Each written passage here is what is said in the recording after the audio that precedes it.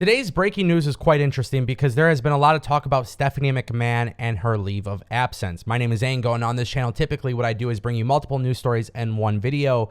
But today, I really want to focus in depth on Stephanie McMahon and Vince McMahon because as much as I talk about AEW, it's really important that I also talk about WWE and some of the mistakes that I feel they have made from an upper management perspective.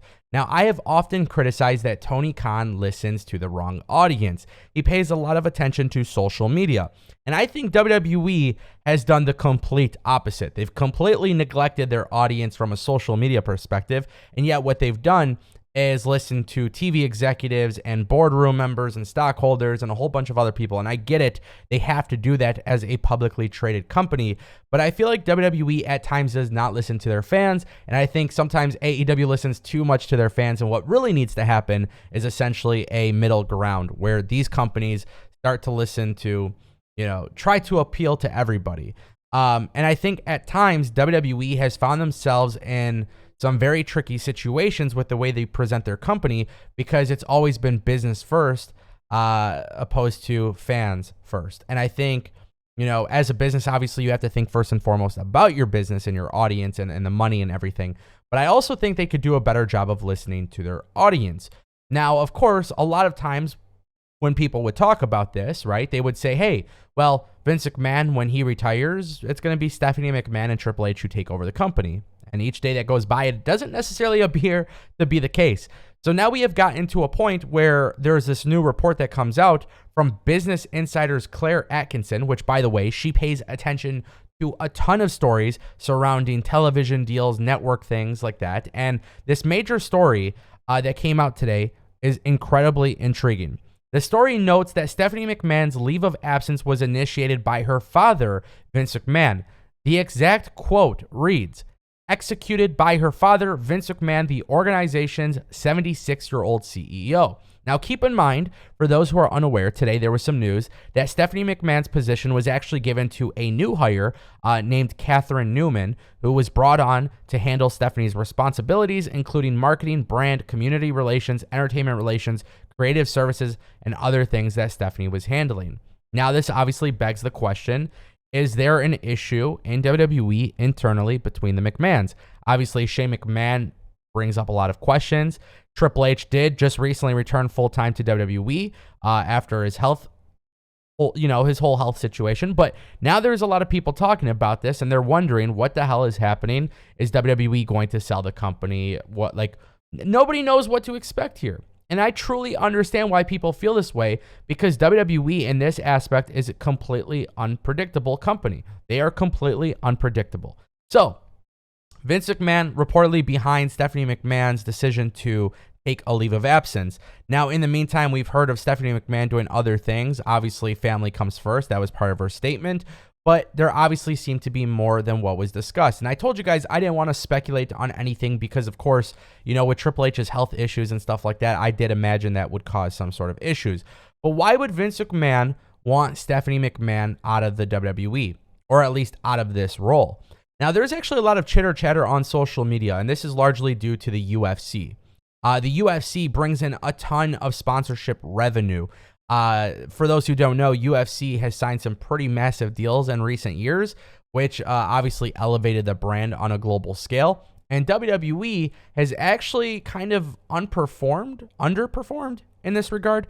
It's a really strange situation. I don't really understand the optics of WWE sponsorships because WWE tends to do very well with sponsorships, but also WWE is very different from a traditional combat sport. For example, the UFC has a deal with Venom, and that's because all of the fighters have to wear UFC branded Venom-made gear. In WWE, wrestlers don't necessarily have that because every person's attire is basically, based on their character and how they're trying to be, perceived. So WWE's level of sponsorships is very, very different from UFC, and I don't think there's one, that's more successful or less successful. I think they're just two different types of companies. One's sports entertainment, one is more like television and Broadway and a circus, and the other one's like a legitimate sport. And I think sponsorships in that regard are very different. Now, I also want to point out too, Stephanie McMahon has other stuff on her plate. She's not just, in WWE. She's got a lot of stuff happening. Obviously, she's got family. So I thought for sure this leave of absence was something that perhaps, maybe I'm wrong, but I thought it was something that was just pretty normal. Take some time off. You're constantly working, whatever it may be. But now I'm starting to get the impression there's more to it. And that brings me to this idea that WWE could very well be for sale. Fellas, I'm talking to you. Today we have a new sponsor, and it is the Ridge Wallet. These little things ain't gonna cut it anymore. They're dirty, they're messy, it takes too long to find your money. Throw it to the side and get yourself a Ridge Wallet. Now, this has honestly become one of my favorite items that I've owned. I've been using it for about a week now, and honestly, there's a lot of things I like about it that I didn't expect whatsoever. So first things first, if you don't know about the Ridge Wallet, just understand that this little thing can carry up to 12 cards, your ID, debit cards, gift cards, whatever it may be, gym membership cards. Hey, you can load it all up in this thing right here. But it's really cool because you can actually customize this however you want. See, there's actually several screws. They give you a little kit, and you can actually do everything yourself. Not only that, you actually have the ability to hold your cash with a elastic wrap or a money clip, which again is fully customizable. Now, this is the perfect gift for Father's Day, and I'm gonna hook you up. So don't forget to check out the link that's right here on the screen. Go ahead and use code ANGO for 15% off. Literally, say goodbye to ugly wallets. Say hello to Ridge. My name is Ango. Definitely check it out. Oh, by the way, random question. If you use a wallet, just random thought, do you keep it in your back pocket or your front pocket? Let me know in the comment section down below. Now, for those who are unaware, in 2020, WWE made a massive shift. And I think this is going to be the shift that people talk about for many years to come.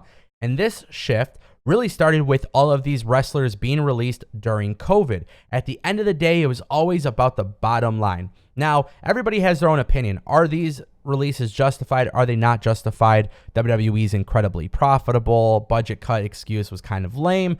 Obviously, there is a lot of talk there. You could form your own opinion on that. But since 2020, I would say a lot of times when WWE would make a drastic business decision or when people were being released, the first thing that came to fans' mind in the IWC is that WWE is for sale.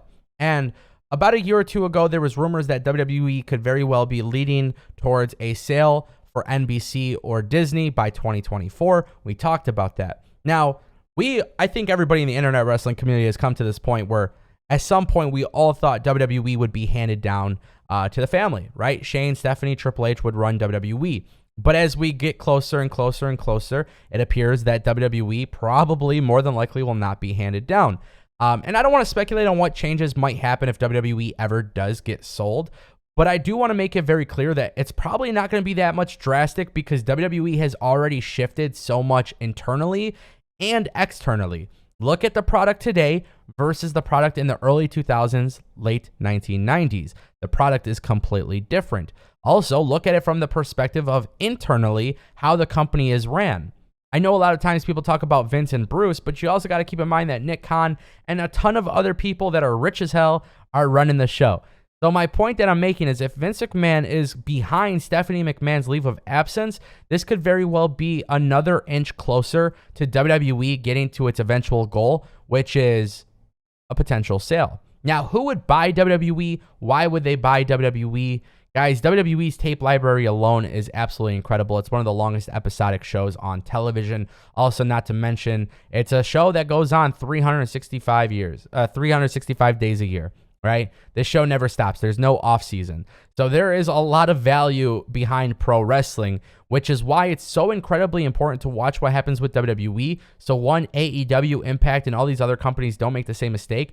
And two, if WWE ever goes down, it could very well be a bad part of it. It could very well have a bad effect on the pro wrestling industry in general. So my point is, Stephanie McMahon, we don't know too much about her situation, but we now know, according to Claire Atkinson, that this was a Vince McMahon decision, and obviously people are starting to speculate that this could very well be the end of the McMahons running the company. What do you guys think? I want to know. Let me know in the comment section down below.